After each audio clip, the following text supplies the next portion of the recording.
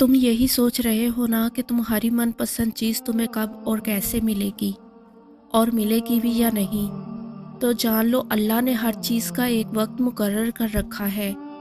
हमें हमारी मनपसंद चीज़ कब और कैसे मिलनी है, सब तय हो चुका है। लेकिन अगर तुम जानना चाहते हो तो सुनो, ऐसी कुछ निशानियाँ तुम्हें नज़र आएंगी कि तुम जान लोगे कि तुम्हारी मनपसंद चीज़ अल्लाह तुम्हें अता करने वाला है। सबसे बड़ी निशानी तो ये है कि जब तुम्हें अल्लाह की इबादत में सुकून मिलने लगे, जब तुम दुआ के लिए हाथ उठाओ तो तुम्हारा दिल इस बात की गवाही दे रहा हो कि मेरा अल्लाह मुझे सुन रहा है, और तुम्हारे चेहरे पर ऐसा इत्मीनान हो कि तुम्हारी सब दुआएं कबूल कर ली गई हैं। तो क्या ये निशानी नहीं कि अल्लाह ने तुम्हारी मनपसंद चीज़ तुम्हें देने की ठान ली है? तो बस तुम इंतज़ार करो अच्छे वक्त का। अल्लाह बहुत जल्द तुम्हें तुम्हारी मनपसंद चीज़ से नवाज देगा। और जानते हो, जब तुम अल्लाह से अपनी मनपसंद चीज़ पाना चाहते हो तो याद रखो, जब बंदा मोमिन अपने रब के साथ मुखलिसाना ताल्लुक़ रखता है और उसमें कोई मुनाफ़िक़त नहीं रखता, कोई फ़रेब नहीं, तो अल्लाह का ताल्लुक़ भी उसके साथ वैसा ही होता है। अल्लाह फरमाता है कि मेरा बंदा मेरे बारे में जो कुछ गुमान करता है, मैं वही सलूक उसके साथ करता हूँ। और अगर तुम अल्लाह से मौजज़ात के दर खुलवाना चाहते हो तो अल्लाह से बड़े बड़े गुमान रखो। याद रखो, वो नसीब का हर लफ्ज़ बदल सकता है और ज़िंदगी का हर पहलू तुम्हारी चाहत के मुताबिक बना सकता है। रब ही है जो ना मांगने पर खुश और ना मांगने पर खफा हो जाता है। और अगर तुम ये सोच रहे हो कि अल्लाह तुम्हारी पसंदीदा चीज़ तुम्हारे नसीब का हिस्सा कब बनाता है और अपना कुन कब फरमाता है, तो याद रखो, जब तुम अल्लाह से मुखलिस दिल से मांगते हो और अपनी ज़ात से किसी की हक तलफी नहीं करते, तो अल्लाह भी तुम्हारे साथ भलाई का मामला करता है। तुम्हारा दिल साफ होता है तो अल्लाह खुद बढ़कर तुम्हारा साथ देता है और तुम्हारे काम में आसानी पैदा कर देता है। और याद रखो, अल्लाह पाक तुम्हें उससे बढ़कर अता करेगा। जो तुम चाहते हो वो उसी को तुम्हारे हक में बेहतर बना देगा। जो तुम मांगते हो वो जानता है कि तुम तक तुम्हारी पसंद को पहुंचाना कब बेहतर है। जो तुम्हें देर लग रही होती है वो असल में तुम्हारी जल्दबाजी होती है। सब्र मुश्किल है, बहुत मुश्किल है, लेकिन उसका सिला बेहद खूबसूरत है। अभी न सही, मगर तुम्हारी दुआओं का जवाब जब भी आएगा, कुन से खाली नहीं आएगा। याद रखो, अल्लाह पाक की ताबीरें हमारे देखे हुए ख्वाबों से बहुत बेहतर होती हैं। और जब तुम्हारी नीयत साफ होती है और तुम किसी काम को करने की ठान लेते हो तो कायनात की सारी ताकतें मुतहरिक हो जाती हैं और फिर अल्लाह पाक खुद तुम्हारी मदद करता है। फिर ये मत देखो कि तुम्हारे बस में क्या है, बल्कि ये देखो कि जिससे मांग रहे हो उसके बस में क्या नहीं है। जिसने ये जख्म दिया है वही इस पे मरहम भी लगाएगा। और अल्लाह पाक से मदद मांग कर कभी भी कोई बेचारों मददगार नहीं रहा। और जब कभी रास्ता नजर ना आए तब भी अल्लाह पर ईमान हो। जब वसाइल और ज़राए ना हो और फिर यकीन हो कि अल्लाह मुसब्बिब अल सबाब है, वो असबाब का पाबंद नहीं, वो असबाब का मोहताज नहीं, बल्कि असबाब उसके मोहताज हैं। अगर ऐसा यकीन है तो ईमान है, कि अगर ऐसा नहीं है तो फिर आपका यकीन इस बाब पर है, वसाइल पर है। इस वक्त कहाँ रास्ता था जब मूसा के सामने समुंदर और पीछे फ़िरौन का लश्कर था।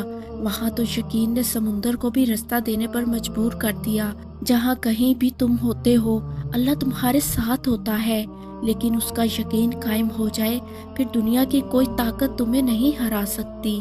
और जानते हो, जो दरवाजे ज़मीन वालों की ताबीरों से बंद होते हैं उनसे बड़े दरवाजे आसमान वाले के फजल से खुलते हैं। मकार अपनी चालें चलते रह जाते हैं और रब की कुन से वो अपनी ही जाल में उलझ कर रह जाते हैं। जिल्लत देने वाले प्लान ही करते रह जाते हैं और रब इज्जतों से नवाज देता है। ऐसा कुछ नहीं जो रब से पोशीदा हो और ऐसा भी कुछ नहीं जो उसके इख्तियार से बाहर हो।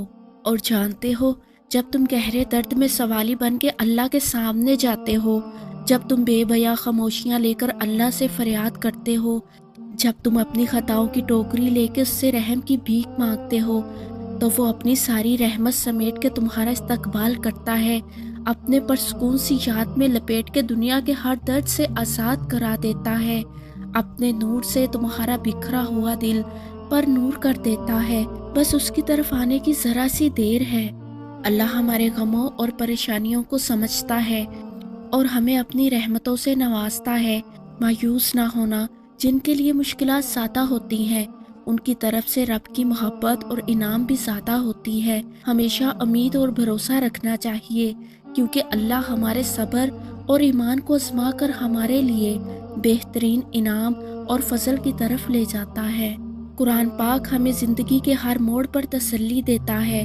اس میں ہمیں یہ سمجھایا جاتا ہے کہ ہم نا امید نہ ہوں، کمزور نہ پڑیں اور اللہ تعالیٰ پر پورا یقین رکھیں۔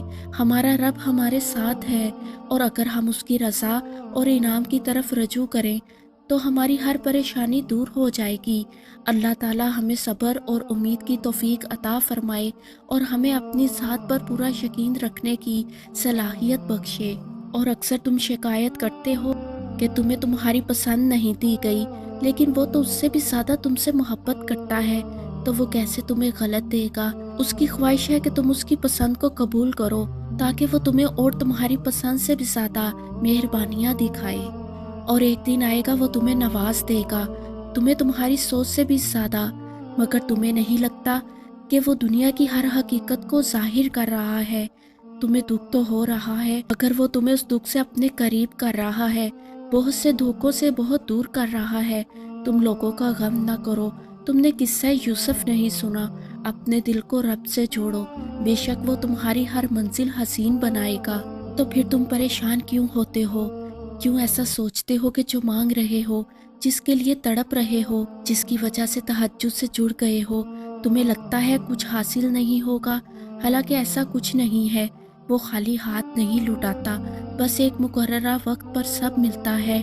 اس نے جو لکھا ہے وہ تمہارے حق میں بہترین لکھا ہے۔ یقین رکھو، صبر کرو اور انتظار طویل کٹو، شکر کرو۔ وہ یقین نہیں توڑے گا، دل کا سکون بھی دے گا، دعا بھی قبول کرے گا۔ اور جانتے ہو ہر شخص کا اللہ پاک سے الگ رشتہ ہوتا ہے۔ اللہ سے اپنے رشتے کو محسوس کریں، اس پہ یقین رکھیں، اتنا کامل یقین کہ اس سے اپنی ہر بات منوا سکیں۔